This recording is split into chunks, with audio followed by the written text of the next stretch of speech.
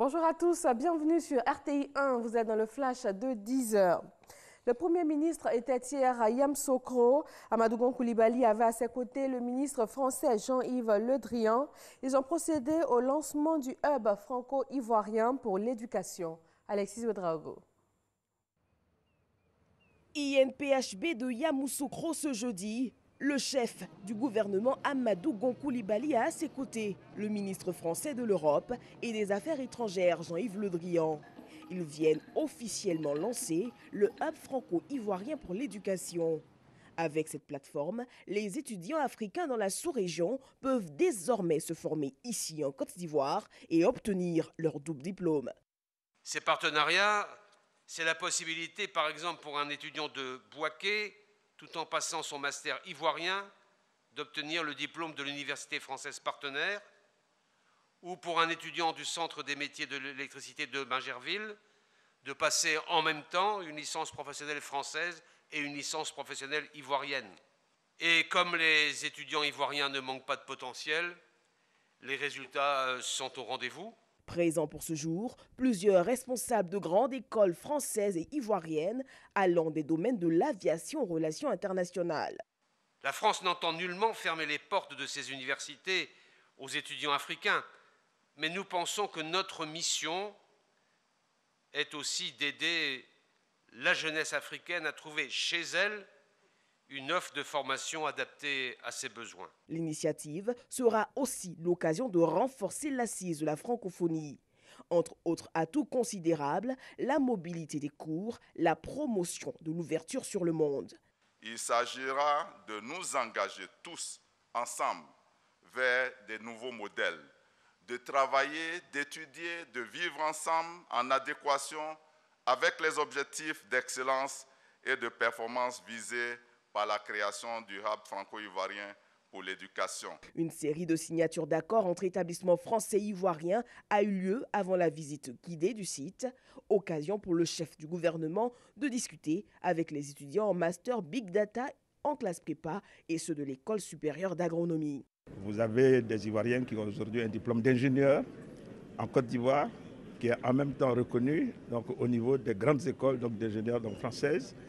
Et ce qui est impressionnant, c'est d'avoir vu donc, dans les exposés qui nous ont été faits, des étudiants français qui viennent terminer leurs études ici en Côte d'Ivoire et ça me paraît vraiment formidable. Le père fondateur de la nation ivoirienne le disait, il faudrait que nous laissions à la génération future plus que nous avons reçu à l'exercice. Bonne note pour le gouvernement. Chaque 15 octobre est marqué par la Journée mondiale de la femme rurale. La commune de Songon a été choisie pour abriter la célébration officielle cette année. Cet événement est une opportunité pour le gouvernement de rendre hommage à la femme rurale et lui apporter le soutien nécessaire pour faire d'elle le levier du développement économique et social du pays. Agro-transformation, enjeux et défis pour l'autonomisation de la femme et de la jeune fille en milieu rural, c'est le thème retenu pour cette édition 2018. Pour faciliter l'intervention des sapeurs-pompiers dans la région de la Bagoué, la ministre de la Solidarité, de la Cohésion sociale et de la lutte contre la pauvreté, Mariatou Koné, a apporté un appui logistique composé d'une ambulance entièrement équipée et de doubles cabines de type 4x4. En plus de ces engins roulants, du matériel de premier secours, des équipements de bureau, le tout d'un montant global de plus de 250 millions de francs CFA ont été offerts. Dans l'actualité internationale, l'élection présidentielle au Cameroun, le recours du candidat Joshua Ossi a été rejeté par le Conseil constitutionnel. Il soutenait que l'élection n'a pas eu lieu dans les régions du nord-ouest et du sud-ouest et appelait à une annulation totale de la présidentielle du 7 octobre. Ce rejet a porté à 18 le nombre de recours retoqués devant le Conseil constitutionnel au terme d'une audience de contentieux post-électoral marathon qui aura duré plus de 72 heures. L'opposant béninois Sébastien Javon et 3 autres prévenus ont été condamnés à 20 années d'emprisonnement et 5 millions de francs CFA d'amende pour une affaire de trafic de drogue. Le verdict a été rendu à Porto Novo par la Cour de répression des infractions économiques et du terrorisme.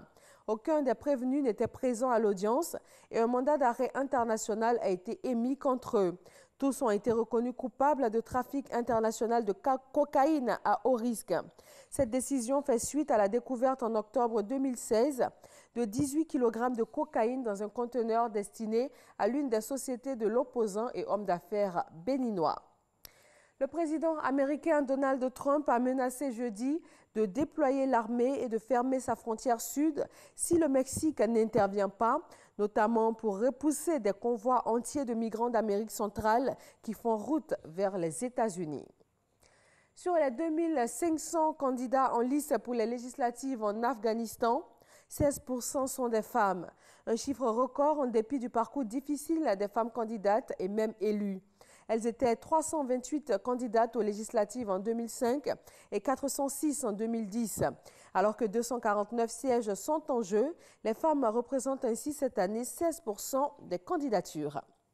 Et voilà pour ce Flash Info. Merci de l'avoir suivi. Rendez-vous pour le journal de 13h. Très bonne journée à tous.